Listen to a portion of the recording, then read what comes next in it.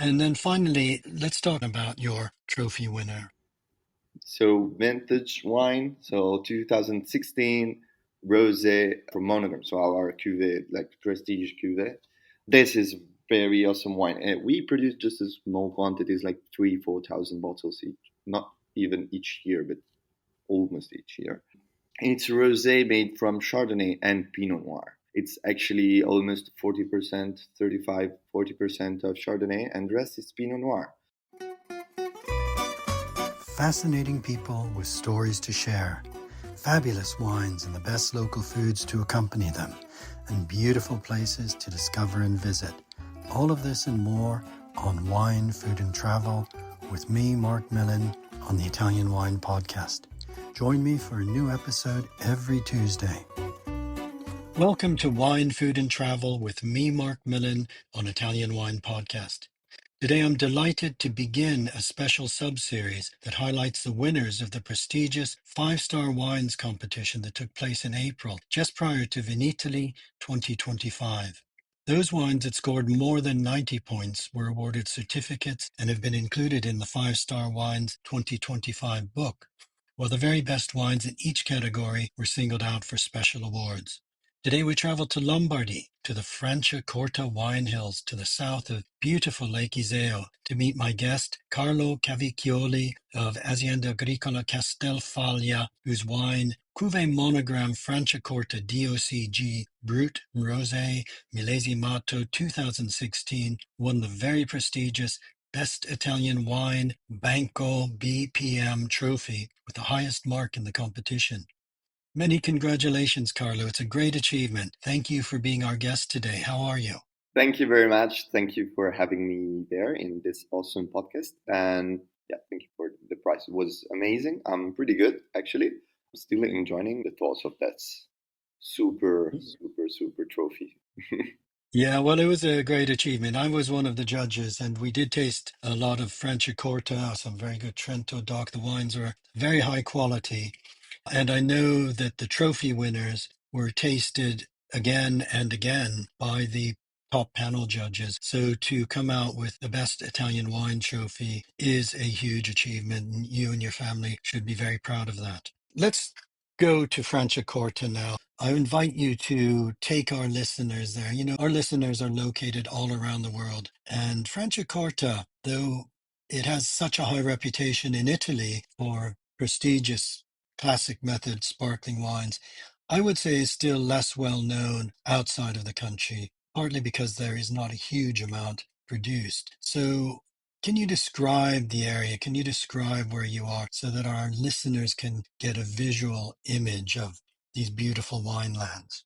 So, Franciacorta. Franciacorta is, as you said, like the most important, sparkling wine in Italy, the prestige one. And it's a little region, as you told, located near the city of Milano. So we can have, a point of reference well known by everyone in the world. I'm currently now in Milano because I live here. It's 45 minutes from the Franciacorta. It's this little region that's found itself on the south of the Lake Iseo, a little lake on the north of Italy, like besides Lake Como, another like one famous reference, for example.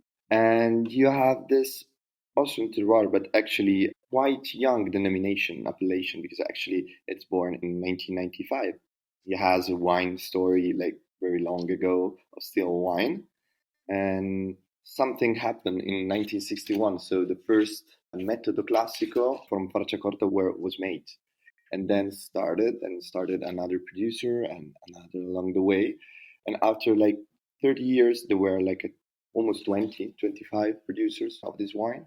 So you have a metodo classico, so classic method with different varieties of grapes, but almost the classic one. So you have Chardonnay, you have Pinot Noir, and you have Pinot Blanc. This is the authorized grapes to be used in Franciacorta, as well as Herba Mat. It's in a little quantity that is an autochthonous grape. And how can I describe Franciacorta? It's a little hill valley created by the glacier from the Lake Iseo, tens of thousands of years ago. And then you have those awesome hills that surrounds this valley. It's almost round because it's like having two big arms that giving a hug to this lens. It's very small, actually. Actually, that's a very good image, how the hills envelop the southern flank of Lake Iseo, Carlo. I'd like to think about, the Vatican, San Pietro Square, where you have the Vatican Church and then two branches, that give a hug Yeah. to the square. It's like very similar if you think as Lake Iseo as the San Pietro Cathedral. Okay, and as you say, it was formed as the lakes were formed by the retreating glaciers, and that, of course, had a profound effect on the moraine soil, this varied soil that does so well for the classic grape varieties you've mentioned. But it's interesting, Carlo, you've said that Franciacorta is a very recent region, although grapes and wines have been made probably since Roman times. You're quite right to point out to our listeners that the transformation of this entire area into a wine land dedicated to producing very high quality classic method bottle fermented secondary fermentation in the bottle sparkling wines is really within the last 3 decades the region has really taken off, hasn't it? Absolutely. The region was always a still wine, a red wine actually, production site. But then they started to rip the plants for the red grape and then planted the grape for the sparkling wine. And Okay. that's actually, a couple of producers were already famous before the name Franciacorta exists as a wine appellation. And actually, their mission has always been a very important production of very serious wine, taking care of the soil, of the grape, of the method of production. So they went for a classic method. And, we have three main wineries that made the history. And also, when the Franciacorta appellation, so the OCG, was created, they were the first big ambassador. So they were already famous in Italy as sparkling wine producer, but without appellation. And then they used the name Franciacorta to create what we have today. So all the other producers like me have to thank those three big, very important historical wineries for that, because So we're talking about Berlucchi, Codel Bosco, and Bella and Vista, Alla Vista. the three knights of from Franciacorta, because they were already famous in Italy. And then they started to put, Franciacorta on their label, and they created the appellation and the myth beyond the appellation, because actually in 35 years, 30 years actually, this year, they created probably one of the most important appellation in Italy. So one of the most famous, the one that everyone knows, everyone drink, everyone ask. And for example, a very important thing for me is that when an Italian guy will go to a bar, a wine bar, ask for a glass of Franciacorta, and not just that Franciacorta, that winery, that style. No, just a glass of Franciacorta, because they know that with the name Franciacorta, you have everything you want. So you have a sparkling wine, a classic method, the grape or Chardonnay, Pinot Noir, Pinot Blanc, and but you're sure about the quality, you're sure about the taste. And this is very important because you don't have a lot of appellation in Italy or over Italy where you can do that, when you can trust 100% the name of the appellation. And that's for me very important. And has been created in a very short time, actually, because if you see all the other appellation, they're born even earlier than the Franciacorta. So for me, You're absolutely right, Carlo, and that's a very good point for our listeners that if they see Franciacorta on a wine list in Tokyo or in New York or in London or in Milan or in Verona, we ask for it because we know the style, we know the quality, and even if the name isn't one of the big famous names, because there are a lot of small producers. Let's talk about then your own family's involvement, because your family have produced bollicine of a very different sort for a long time in Emilia-Romagna, and you came to Lombardy, was it in 1989? Tell us a little bit about your story. so yeah, actually, I'm not originally from Milano or from Lombardy. Actually, I'm from Modena, so Emilia Romagna, like Motor Valley and Food Valley. And my family born as a wine producer in 1928, so I'm the fourth generation. We born as a Lambrusco producer with a winery that Cavicchioli, so one of the most famous, actually one of the biggest. And we were producing bottle fermented, but like ancestrale, so like a patinage, or and autoclave Lambrusco, because that is the way of making Lambrusco, is the traditional way in those years, especially. But then we were very passionate about Metodo Classico, about champagne, about all the other production of that kind, and we met by friends this countess, the Countess Rita Barboglio, that was originally from Franciacorta, actually, that owns kind of 25 hectares of vines, but she didn't have a winery because she was selling the grape to her sister. Her sister was one of the first producers in Franciacorta, but she wanted to create her own wine and her own winery, but she didn't know how. So we met and we, become friends, and then we associate to begin this journey in the Franciacorta production. So she puts the lens, and we built the winery, and we put our, savoir faire, so know-how in running a wine business, in running a winery, and in wine production. And in selling the wine, because Obviously, that's equally important. obviously, absolutely. And Cavicchioli, as you have mentioned modestly, has been one of the great ambassadors of Lambrusco, a name that is known around the world, and producing quality Lambrusco, totally different style of wine, totally different style of sparkling wine, but with real character and presence internationally. Yeah, and also we were very passionate about the classic method, also because our neighbor, like vine neighbor in Modena, was Beppe Bellei. So actually one of the first metodo classico producer in Italy, but the guy was very forward. So he used metodo classico on Lambrusco in 1978. It was Amazing. kind of crazy for the time. And so we were confronting, because we were making Metodo Classico in Franciacorta and he was making Metodo Classico in Modena. So we were the only two family that working with Metodo Classico in district of Modena in those years. Now, Carlo, we've touched on this a bit, but tell us what is special about Franciacorta for making sparkling wines. As you say, grapes have been grown and still wines have been made for probably 2,000 years. But the terrain, the terroir, is very well adapted to making sparkling wines. Why? Well, it's very interesting because actually Franciacorta is one weird site to produce wine, because if you look on the paper, it's not perfect for making wine or for making sparkling wine as well, because it's very difficult. But actually you have this kind of the climates that comes from the north of Italy, but also from the lake. So you have air, but you have moisture, but also you have kind of hot summer. You have that possibility to have like a fully ripe grape that is awesome. If you can make still wine, you can make sparkling wine, but also you have those kind of soil. They're a bit different. You have six main type of soil in Franciacorta, and they're equally distributed, but also randomly distributed. So, for example, it can change the kind of soil in like 1 kilometer or less. It can change in like 10 kilometers of range, can change like 20 times. And you can plant in some place Chardonnay, in some place you have Pinot Noir, in some place you have Pinot Blanc. It's very difficult to understand, the structure of the vines, because actually it's very complicated, because there's no rule. You don't have the north part that is, in some ways, you have more chalk. Maybe you have the eastern part that is more cold, more hot. You have those hills, and every hill behave differently, because you have from the north, from the Lake Iseo, the air that's during the winter, obviously, it's moist and hot.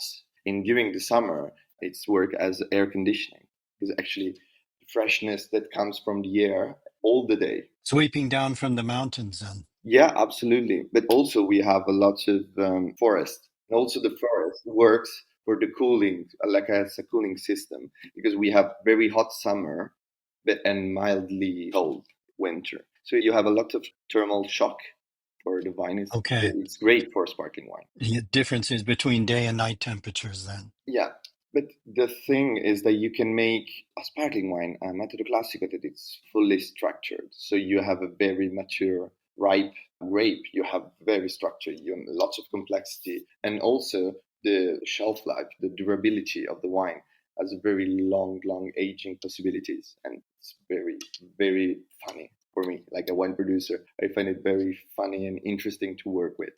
I'm sure. I'm sure. Yeah.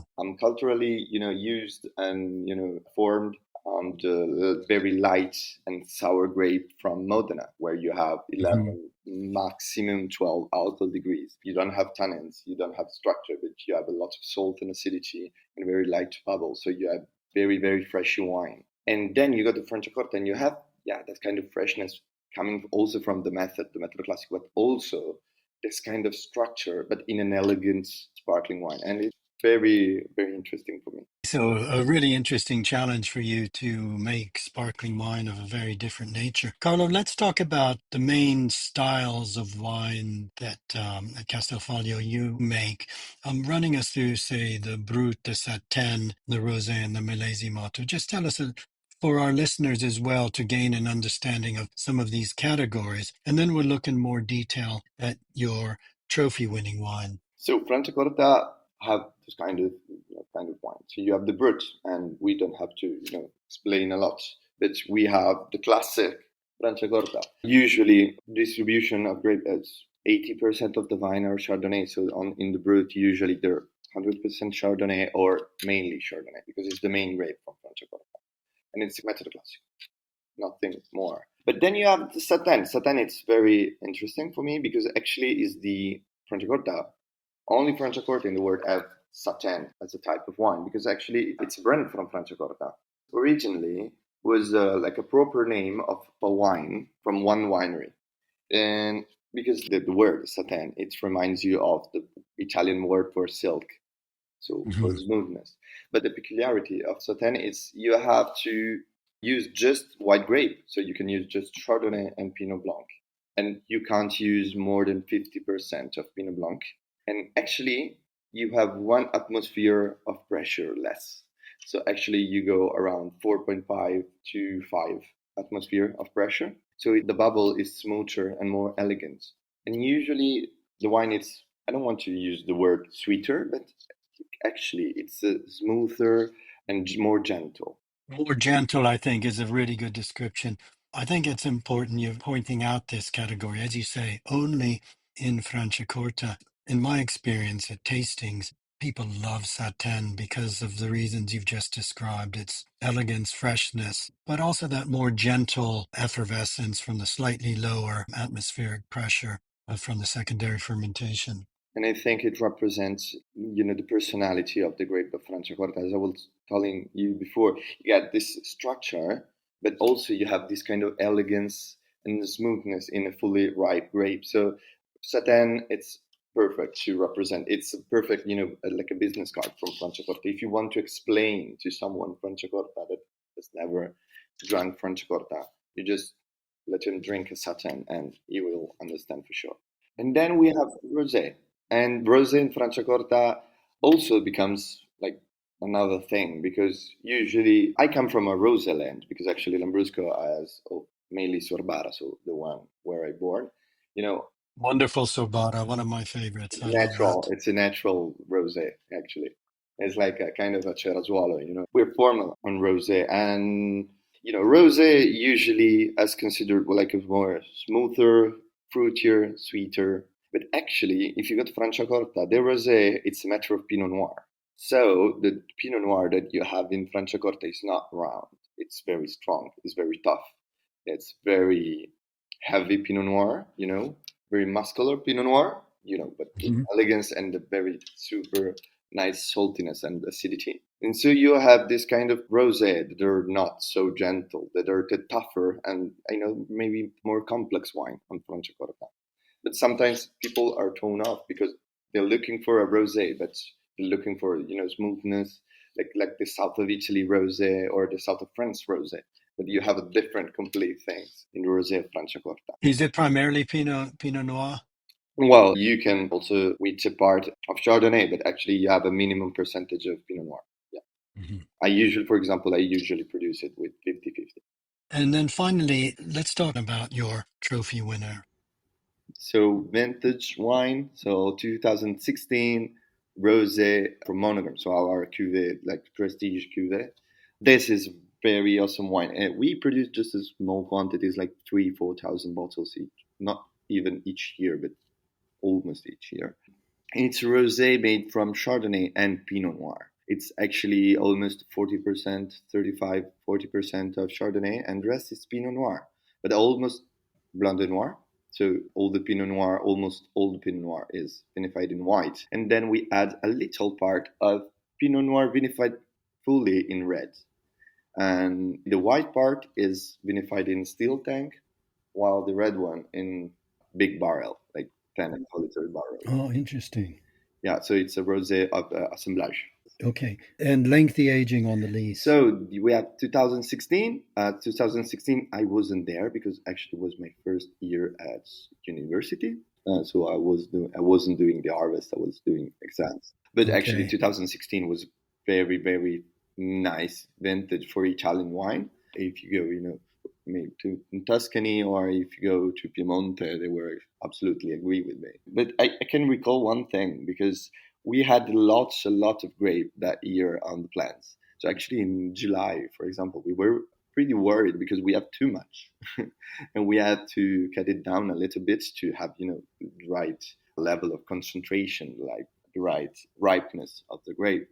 But then we have an élevage of almost 7 years, 6 years, because actually we bottle it in 2017, and then we go with the degorgement at the beginning of, the end of 2023. So it's kind of a long aging, very long aging. Really lengthy aging on the lees. And that's given its structure and tertiary aromas. And one more year and more in bottle before the selling. In the bottle. To relax. Okay. Let the wine relax and, find comfort in the bottle after, you stress it out with the degorgement. You have to let it relax.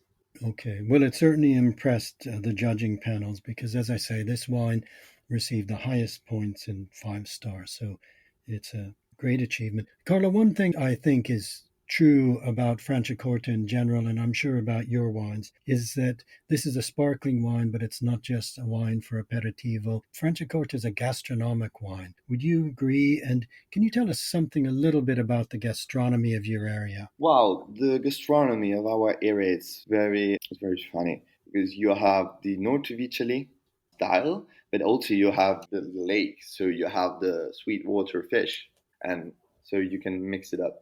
And you have also the mountain, so you have something like polenta, for example. A very nice pairing with Franciacorta, but with that rosé would be perfect. It's that dish that one of the osteria in Franciacorta that I love always making. It's pesce persico, so persico fillet fish with breadcrumb. It's fried and then served with the white polenta. For example, that's just very nice. And that would go well with that more structured rosé. Exactly. Or maybe you have the polpette, because also that is important in Lombardy. You have the polpette, you have the mondeghili, the different kind of polpette, but it's the same family actually, and also that can work pretty good. But for example, if we want to have more fun with food pairing, we can go out of Italy, and maybe we can also go to Asia, maybe with China, southern China. We need also maybe Sichuan kitchen, so even something spicy. Something spicy, yeah. With a strong rosé, I really suggest it. Maybe not too much spicy, obviously, for a wine pairing, but I think it's very, very interesting. And this is where Franciacorta, having that structure and body and flavor as well as elegance, makes it such a gastronomic wine, a wine that can really enhance full flavored foods. I mean, I've recalled in your area having the Sardina di Mont'isola, this very strong flavored, air dried lake fish, beautifully partnered, and again with polenta, beautifully partnered with Franciacorta. Yeah, the cuisine from the lake, because it's still lake, but it's also mountain. So you have the double approach also to the fish, and it's very interesting for me. And Franciacorta bonds together because as you have this full wine that's with this nice freshness at the end, it can clean up your palate, but also join with the full taste of the meal. Yeah, absolutely. I'm thinking as well that for your job looking after the 2 wineries, one in Modena and one in Franciacorta, when you're traveling and and representing wines. Lambrusco di Sorbara is again another wine that's very gastronomic. And so it would be interesting for you when you're presenting your own wines, when you're selling your own wines, to be able to offer this interesting contrast of sparkling wines, but totally different in character, but equally good with food. Yeah. With Lambrusco, you can have a lots of fun. With Lambrusco Sorbara, very lots of fun because you have this super smelly nose, but this super acidity, saltiness, and no body, no tannins. So it goes very smooth and very easy with everything. Low in alcohol as well.